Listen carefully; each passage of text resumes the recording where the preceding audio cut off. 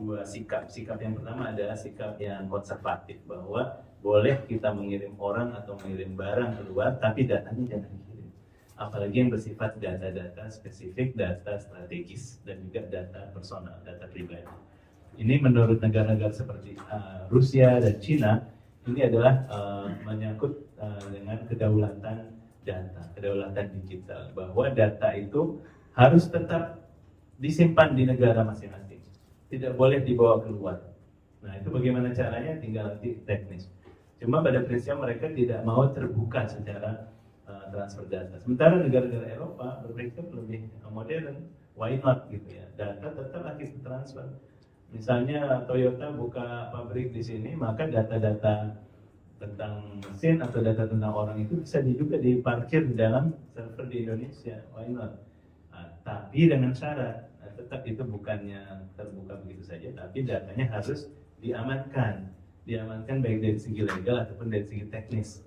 Maka muncullah isu digital security. Jadi dari global trade tadi dibawa ke digitalisasi dan digital security, termasuk perlindungan data.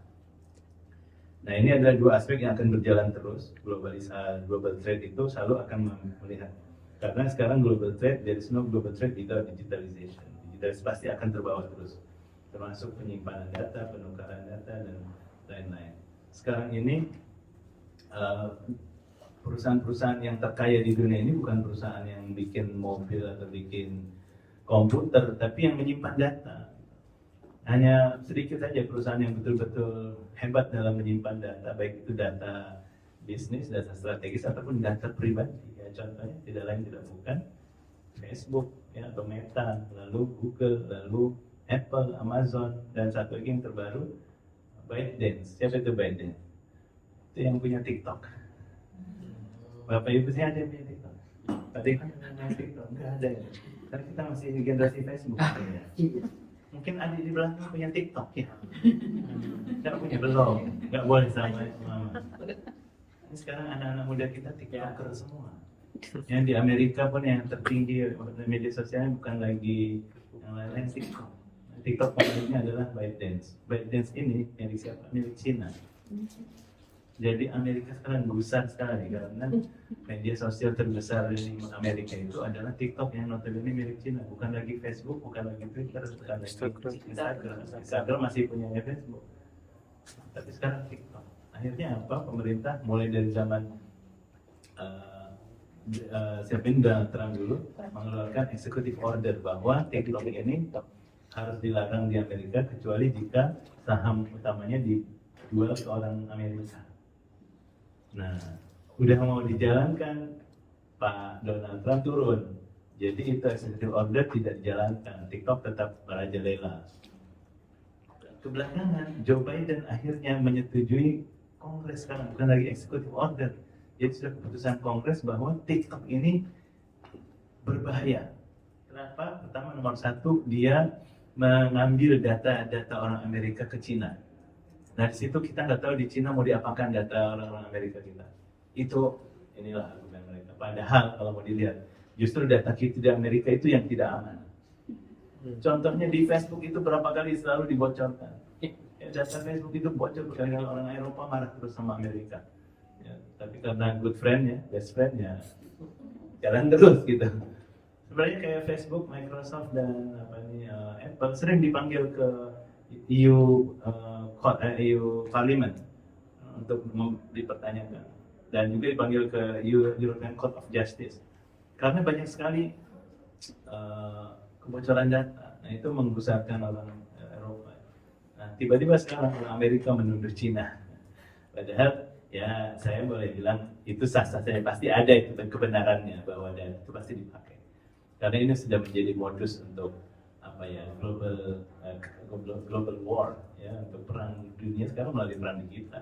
Seberapa banyak kita menguasai data musuh itu yang bisa memenangkan.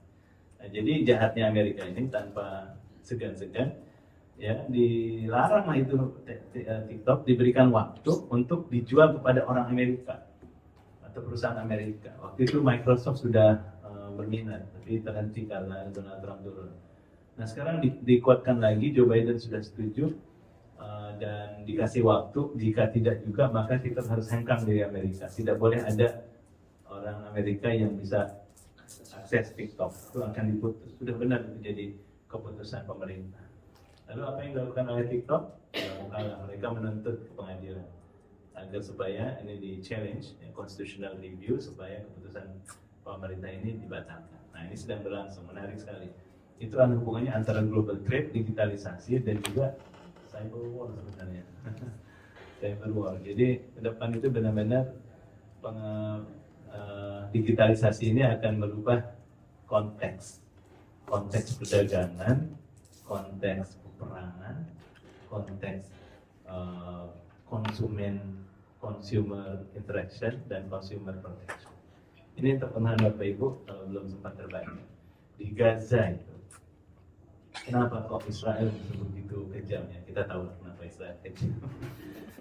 Itu nggak usah dibahas, nggak habis-habis. Yang jelas sangat kejam dan di luar nalar bahkan manusia modern dalam konteks peperangan.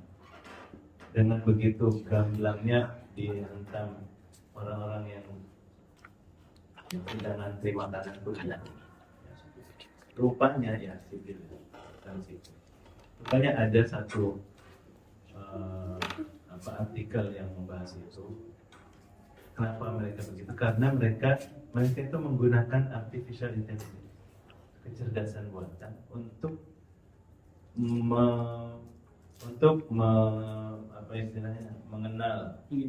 mengidentifikasi sasaran. Nah, apa enggak itu salah sasaran itu? Keluarga sedang mengantri makanan lalu dibom. Rupanya yang jahatnya itu dalam algoritma sistem misil itu yang dijadikan sasaran adalah di mana ada satu orang lelaki dewasa yang hidup, itulah sasaran. Meskipun orang itu ada di tengah-tengah sasaran orang objek lain, itu tetap harus dijadikan sasaran. Makanya itu rupanya mereka sudah nggak peduli lagi. Maka dari segi pemrograman algoritma artificial intelligence, di mana ada satu orang lelaki yang hidup dan itu orang Palestina, orang Arab, saya nggak tahu gimana mereka membedakannya, maka misil itu akan jatuh ke situ. Dan itu menggunakan artificial intelligence, luar biasa. Dan pemantauan manusia itu agak minimal. Mereka dulu sempat dibilang ini otomatis, artinya satu aja tuh langsung kirim.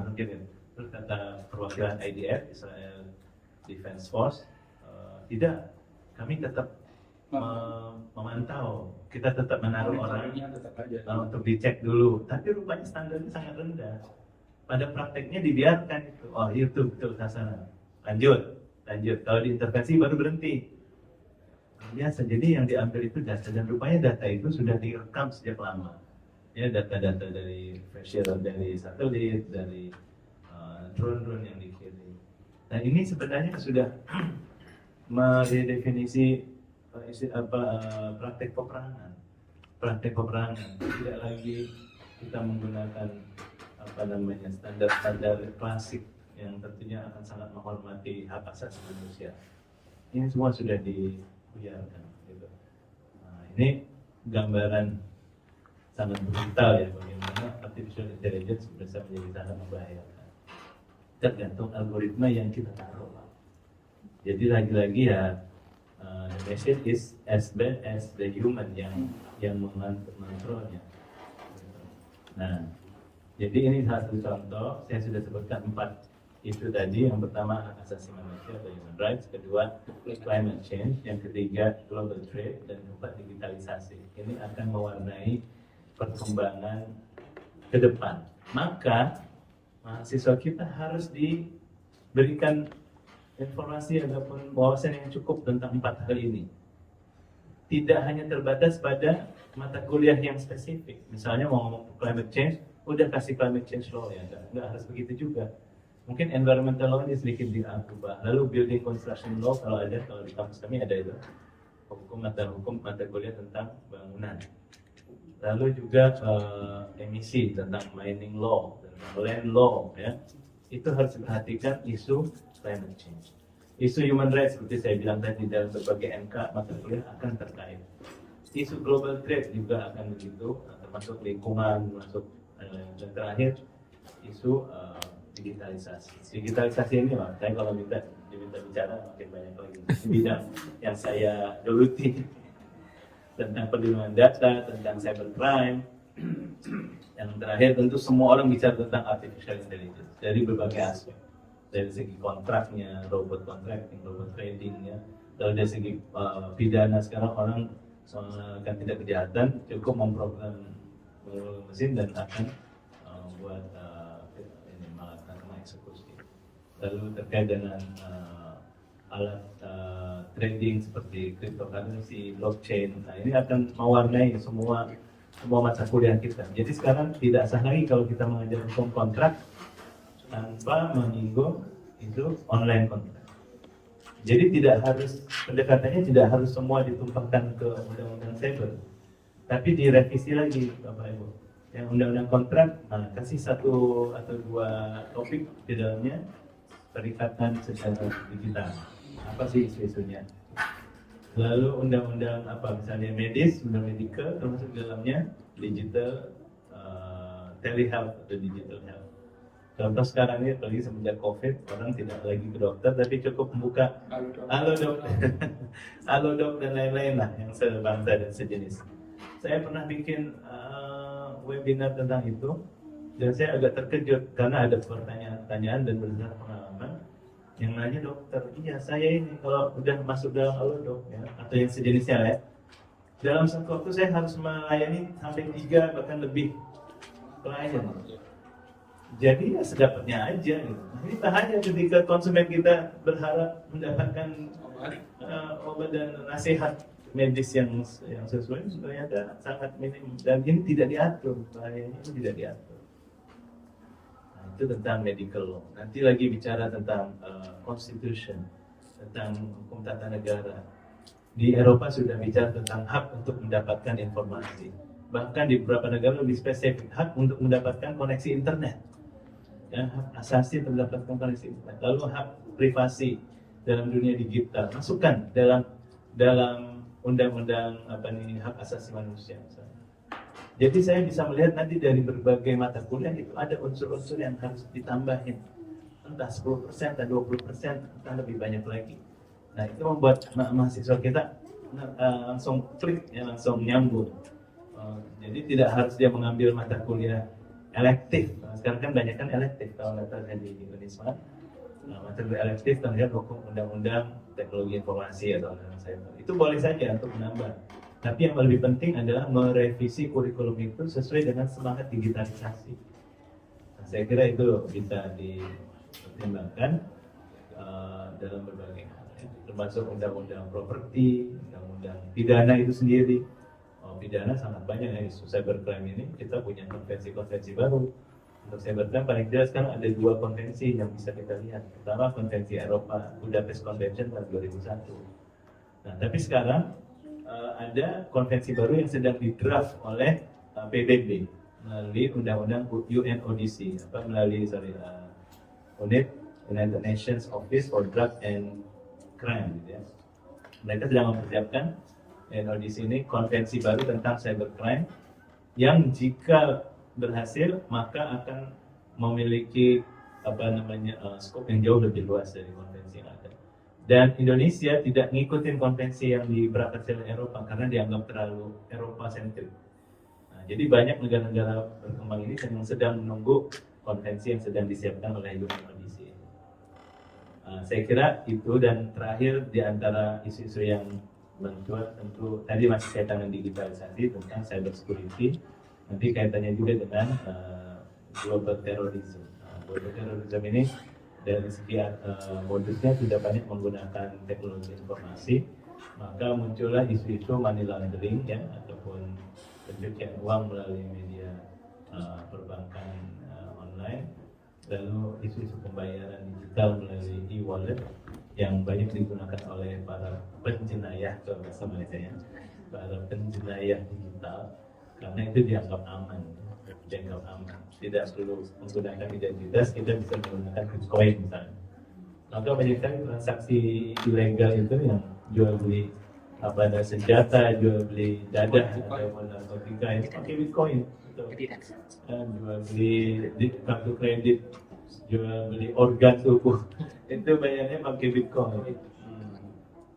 Sudah jadi modus ini, karena Bitcoin itu begitu mampu menyamarkan identitas, tidak perlu ada identitas. Nah, saya kira itu secara umum ya, tren. Saya kira daripada tren ya, yang mana jika ini diperhatikan akan melihat kita untuk merevisi lagi kurikulum kita. Jadi ketika mahasiswa belajar dia ada rasa tertarik, oh aku belajar kontraknya beda sama kamu di universitas lain misalnya. Kamu belajar nggak tentang ini, tentang itu, kan dia akan rasa ada himmahnya itu lebih ya. Oh aku belajar isu-isu yang mengglobal gitu, isu-isu yang selama ini mungkin tidak untuk memerlukan upgrade untuk kita juga nih para pendidik. Kita juga perlu mengupgrade isu-isu apa yang kira-kira perlu ditambah.